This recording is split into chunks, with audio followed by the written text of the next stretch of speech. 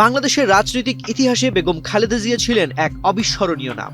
দীর্ঘ 4 দশকের রাজনৈতিক পথচলায় তিনি বহুবার ক্ষমতার পালাবদল দেখেছেন, জেল খেটেছেন, কিন্তু জনতার রায়ে বা নির্বাচনে তিনি ছিলেন অপরাজেয়। সদ্য প্রয়াত এই সাবেক প্রধানমন্ত্রীর এমন কিছু রাজনৈতিক রেকর্ড ও রাষ্ট্রীয় অবদান রয়েছে যা তাকে সমসাময়িক অন্য সব রাজনীতিবিদ থেকে অনন্য উচ্চতায় নিয়ে গেছে। নির্বাচনী সাফল্য থেকে শুরু করে রাষ্ট্র পরিচালনায় তার নেয়া যুগান্তকারী সিদ্ধান্তগুলো আজ ইতিহাসের অংশ। বেগম খালেদা জিয়ার রাজনৈতিক জীবনের সবচেয়ে বড় এবং ঈর্ষণীয় রেকর্ড হলো তিনি তার জীবনে অংশগ্রহণ করা কোনো নির্বাচনেই পরাজিত হননি।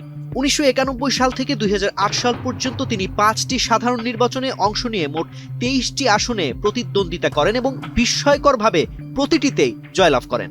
বাংলাদেশের ইতিহাসে এতগুলো ভিন্ন ভিন্ন আসনে দাঁড়িয়ে সবকটিতে জেতার রেকর্ড আর কোনো নেতার নেই। 5 আসনে জয়ের হ্যাট্রিক। বাংলাদেশের নির্বাচনী আইনে আগে একজন প্রার্থী সর্বোচ্চ 5টি আসনে দাঁড়াতে পারতেন। বেগম খালেদা জিয়া 1991, 1996 এবং 2001 সালের নির্বাচনে 5টি করে মোট 15টি আসনে প্রার্থী হয়ে সবকটিতেই বিপুল ভোটে জয়লাভ করেন। অর্থাৎ তিনি 5 আসনে বিজয়ের হ্যাট্রিক করেছিলেন। পরবর্তীতে আইন পরিবর্তন হলে 2008 সালে তিনি সর্বোচ্চ 3টি আসনে দাঁড়িয়ে 3টিতেই বিজয়ী হন।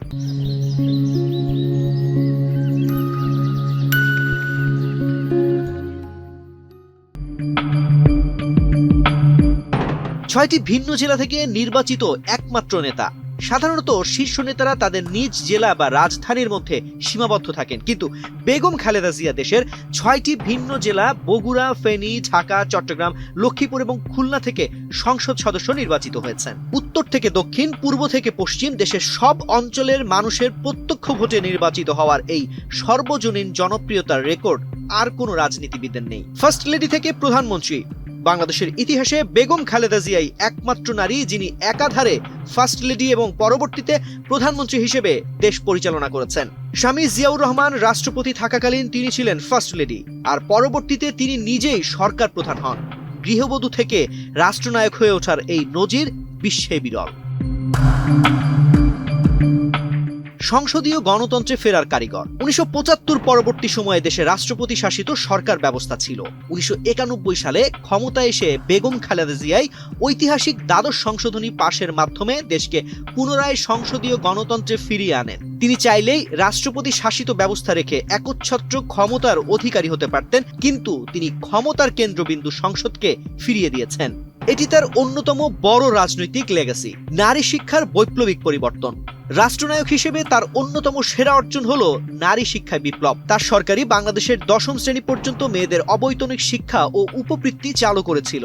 এই একটি সিদ্ধান্ত বাংলাদেশের নারীদের ঘরের বাইরে আসা এবং কর্মসংস্থানে যুক্ত হওয়ার পথ খুলে দিয়েছিল, যা বিশ্ব ব্যাংক সহ আন্তর্জাতিক সংস্থাগুলোর কাছে রোল মডেল হিসেবে স্বীকৃত। মুক্তিযোদ্ধা বিষয়ক মন্ত্রণালয়ের প্রতিষ্ঠাতা। বাংলাদেশের স্বাধীনতা অর্জনের 30 বছর পর 2001 সালে বেগম খালেদা জিয়ার সরকারই প্রথম মুক্তিযোদ্ধা বিষয়ক মন্ত্রণালয় গঠন করে। এর আগে মুক্তিযোদ্ধাদের জন্য আলাদা কোনো পূর্ণাঙ্গ মন্ত্রণালয় ছিল না। মুক্তিযোদ্ধাদের রাষ্ট্রীয় সম্মান ও সুযোগ সুবিধা প্রাতিষ্ঠানিক রূপ দিতে এই মন্ত্রণালয় গঠন ছিল তার এক অনন্য রেকর্ড। পরিবেশ রক্ষায় পলিথিন নিষিদ্ধকারী প্রথম রাষ্ট্রনায়ক। বিশ্বের প্রথম দেশগুলোর মধ্যে বাংলাদেশ অন্যতম যারা পলিথিন শপিং ব্যাগ নিষিদ্ধ করেছিল। 2002 সালে বেগম খালেদা জিয়ার সরকারই পরিবেশের জন্য ক্ষতিকর পলিথিন উৎপাদন ও ব্যবহার নিষিদ্ধ করার সাহসী সিদ্ধান্ত নিয়েছিল। সে সময় এটি ছিল একটি বৈপ্লবিক ও আন্তর্জাতিকভাবে প্রশংসিত সিদ্ধান্ত। সার্কের প্রথম নারী চেয়ারপারসন।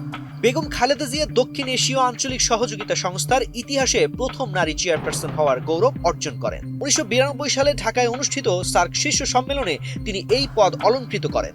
দক্ষিণ এশিয়ার মতো রক্ষণশীল অঞ্চলে এটি ছিল নারী নেতৃত্বের এক বিশাল স্বীকৃতি। তত্ত্বাবধায়ক সরকার ব্যবস্থাকে সংবিধানের অংশ করা। বিরোধী দলের দাবি মেনে নিয়ে 1996 সালের 15 ফেব্রুয়ারির নির্বাচনের পর গঠিত স্বল্পস্থায়ী সংসদে তিনি ত্রয়োদশ সংশোধনী পাশ করেন। এর মাধ্যমেই তত্ত্বাবধায়ক সরকার ব্যবস্থাটি সংবিধানের স্থায়ী অংশ হয়। দাবি মেনে নিয়ে সংবিধান সংশোধন করে ক্ষমতা ছেড়ে দেওয়ার এমন নজির রাজনীতিতে বিরল।